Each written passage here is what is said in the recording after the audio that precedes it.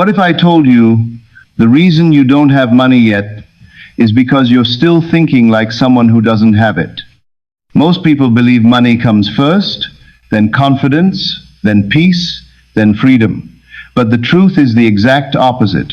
You don't attract what you want, you attract what you feel real inside. Right now, your thoughts, your emotions, your daily reactions, they are silently telling your brain, I'm still broke, I'm still waiting, I'm still lacking. And your reality, it simply obeys. But here's the shift. Once you learn how to think and feel like you already have money, everything starts changing. Your decisions, your energy, your opportunities, even how people respond to you. In this video, I'm going to show you exactly how to rewire your mind, so money stops feeling far and starts feeling inevitable. Most people spend their entire lives chasing money, but very few stop to ask a deeper question: who do I need to become to naturally attract it? Because the truth is simple but powerful. Your reality is not built by what you want. It is built by who you believe you are. If deep down you see yourself as someone who struggles, someone who is always trying, someone who is waiting for the right moment, then no matter how hard you work, your actions will quietly match that identity. You might push for a few days, feel motivated for a while, but eventually you fall back into the same patterns. Why? Because your identity always pulls you back to what feels familiar. On the other hand, when you begin to shift your identity even slightly, everything starts to change. A person who sees themselves as financially capable doesn't overthink every small expense, doesn't hesitate to learn new skills, and doesn't shrink in front of opportunities. They move differently, speak differently, and most importantly, they decide differently. And decisions, repeated over time, shape your entire life. This is why two people with the same opportunities can end up in completely different places. One sees themselves as ready, the other sees themselves as not enough. The external world simply reflects that internal belief. So instead of constantly saying, I want money, start asking, what does a person who already has money believe about themselves? They believe they can figure things out. They trust their ability to grow. They don't wait for perfect conditions, they create momentum. When you adopt even a fraction of that mindset, your brain starts filtering reality differently. You notice opportunities you used to ignore. You take actions you used to avoid. And slowly, your results begin to align with this new version of you.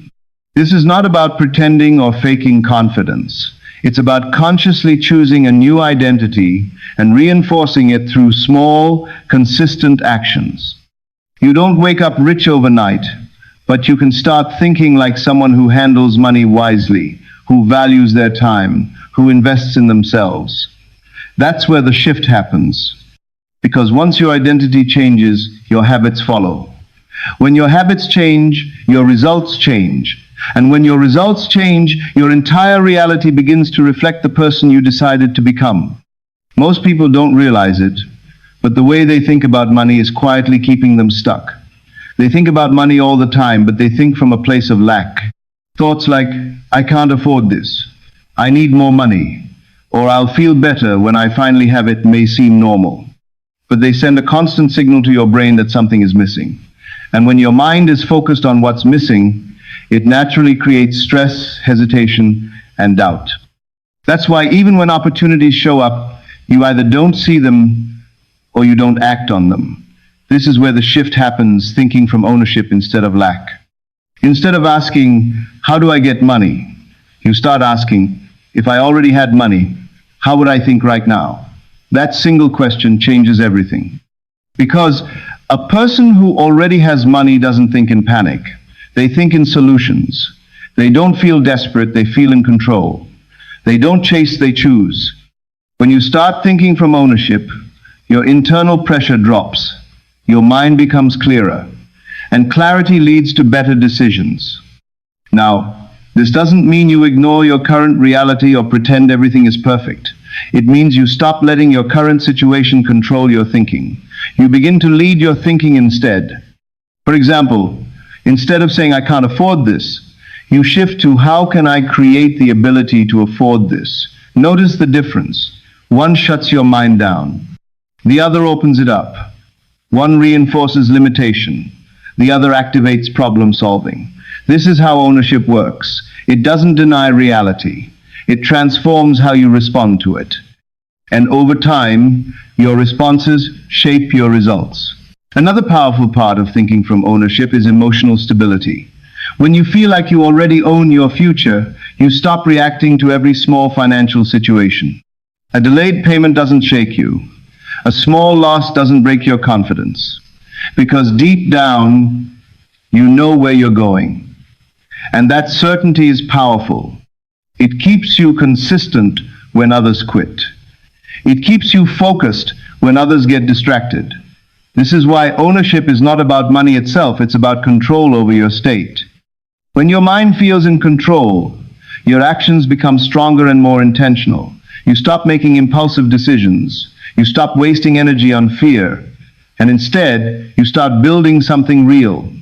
Over time, these small mental shifts compound.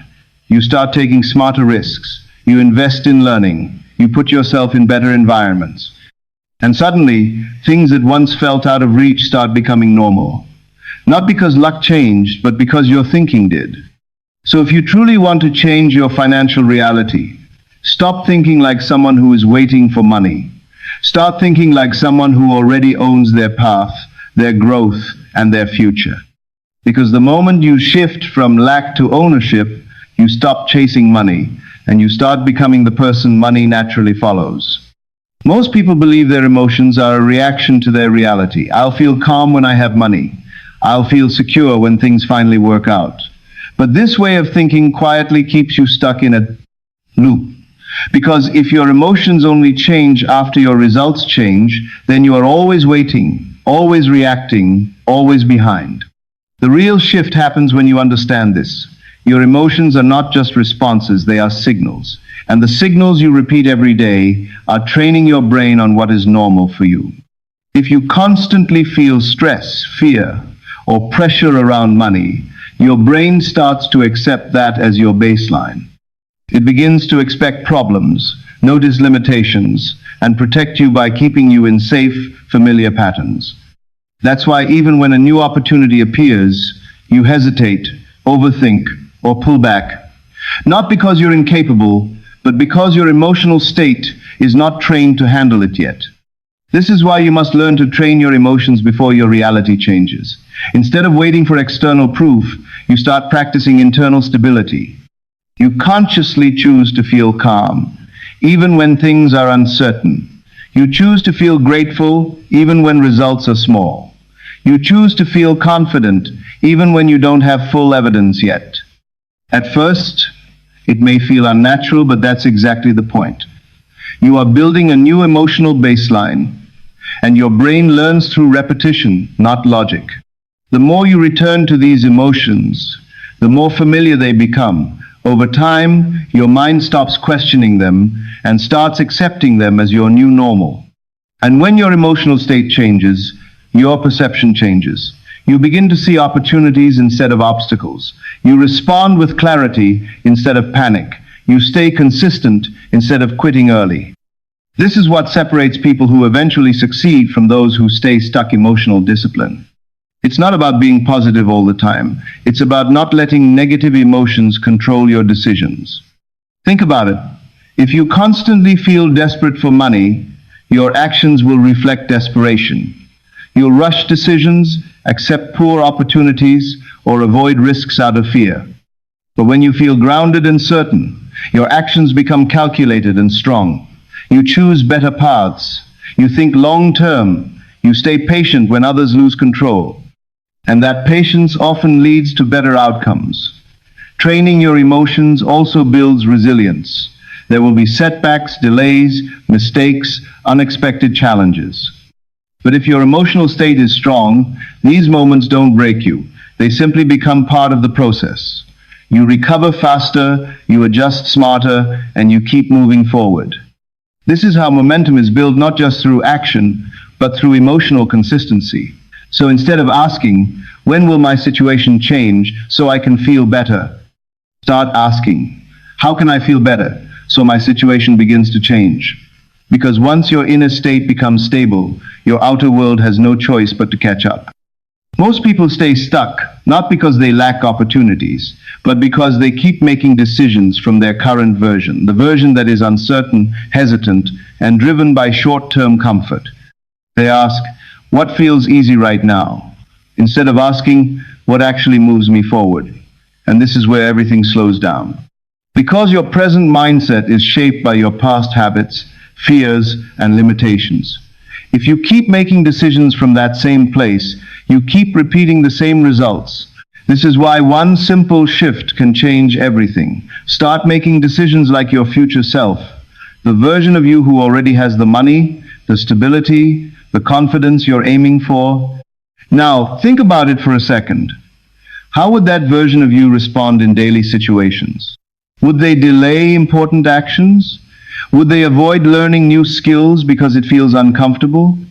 Would they spend hours overthinking small decisions? No. That version of you would move with clarity. They would take responsibility. They would choose growth even when it feels uncomfortable. And the more you practice stepping into that mindset, the more your present begins to align with your future. This doesn't mean you suddenly become perfect or fearless. It means you stop letting fear make decisions for you. For example, when an opportunity shows up, maybe a chance to learn, invest, or step into something new, your current self might say, what if I fail? But your future self thinks differently. They ask, what will I miss if I don't try? That shift in questioning alone changes your direction. It moves you from protection mode to growth mode. And growth mode is where real change happens. Another powerful aspect of thinking like your future self is how you handle time. Your present self often seeks instant comfort, scrolling, delaying, avoiding hard tasks. But your future self values time deeply. They understand that small actions, done consistently, create massive results over time. So, when you start asking, what would my future self do with this hour? You naturally begin to use your time more wisely. You stop wasting energy on things that don't matter, and you start investing it where it counts. Making decisions like your future self also builds self-trust. Every time you choose growth over comfort, you send a signal to your brain, I am someone who follows through. And that builds confidence, not fake confidence, but real, earned confidence. The kind that doesn't disappear when things get hard. Over time, these small decisions stack up. You learn more, you experience more, you become more capable. And slowly, the gap between who you are and who you want to be starts closing. This is how transformation really works, not through one big moment, but through hundreds of small, aligned decisions. And here's the most important part. Your future self is not some distant version of you. It's simply you, making better choices repeatedly. So every time you feel stuck, confused, or unsure, pause for a moment and ask, if I was already successful, what would I do right now? Then act on that answer, even if it feels uncomfortable, because that discomfort is not a sign to stop, it's a sign you're growing. And the more you follow that path, the more your reality begins to reflect the person you are becoming. Most people underestimate how powerful their inner voice really is. They think success depends on external factors, skills, luck, timing, but ignore the constant conversation happening inside their own mind. And the truth is that inner conversation is quietly shaping everything. The way you talk to yourself becomes the lens through which you see the world. If your mind constantly repeats phrases like, I'm not good enough, this is too hard, I'll probably fail, money is difficult to earn, then over time, those thoughts stop feeling like opinions and start feeling like facts.